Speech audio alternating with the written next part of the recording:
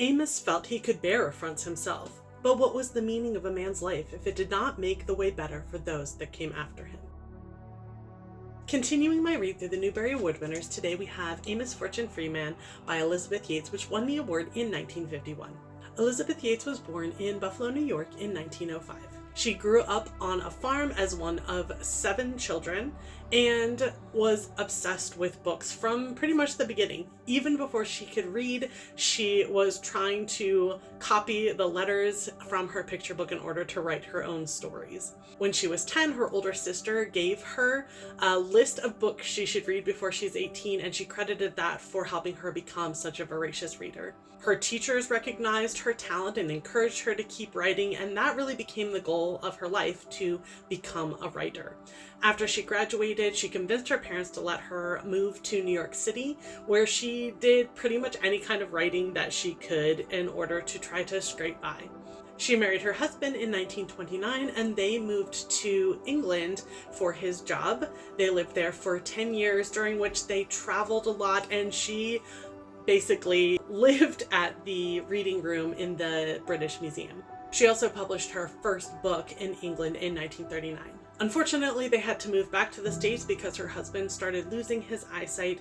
They bought a farm in New Hampshire, and that was where she came across the headstones of Amos Fortune and his wife, which led to her writing this book. So this is a fictionalized account of a real man who lived in the 1700s.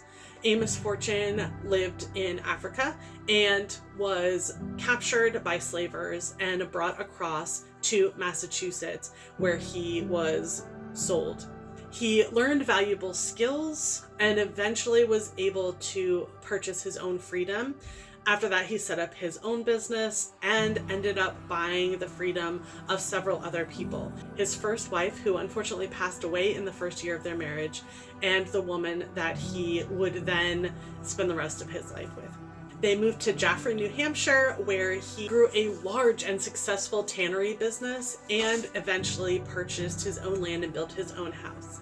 This book focuses a lot on Amos's patience and character and his passion for helping other people to be free, sometimes to his own detriment, because he was so passionate about that.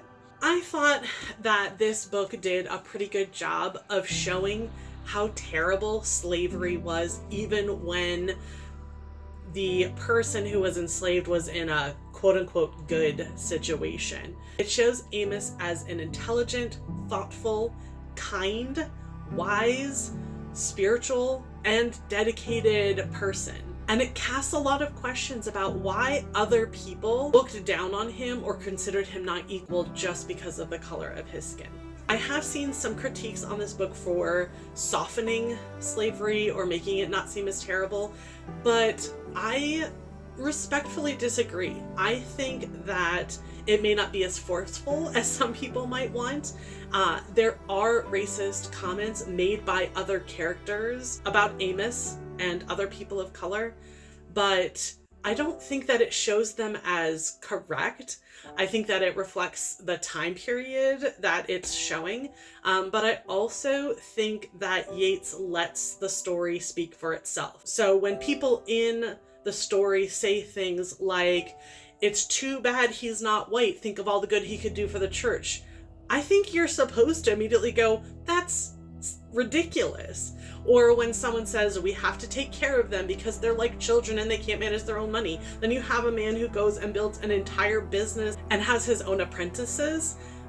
I don't think she has to come out and have the narrator say, "This was clearly a wrong view." I think that she shows that through Amos's life.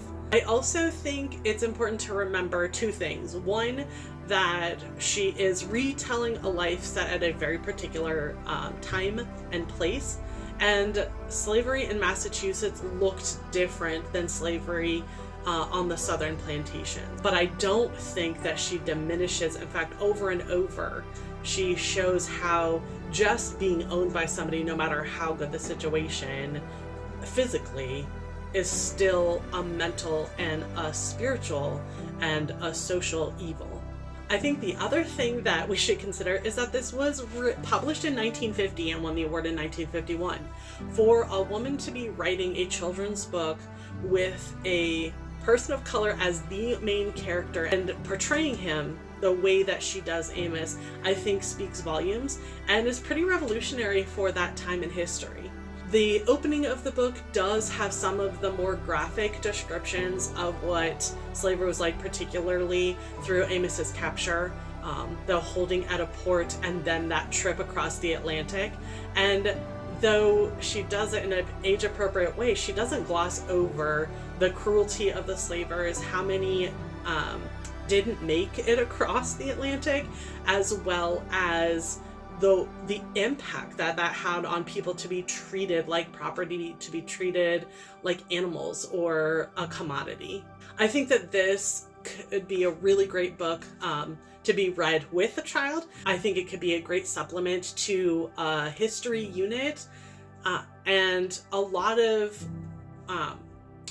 times the discussion is around slavery in the mid 1800s, around the time of the American Civil War, and this shows that it was present from the very beginning, even before we were a country, and that clash that happened when you have people saying we want to be free from England's rule and yet at the same time owning slaves. And she shows that gently. It's not a huge part of it, but she does show that clash and that break in logic that was going on at that time. Overall, I ended up enjoying this.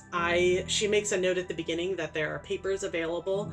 I don't know how accurate this is. I did a little poking around, and obviously she made some changes for story because most historical fiction authors do that.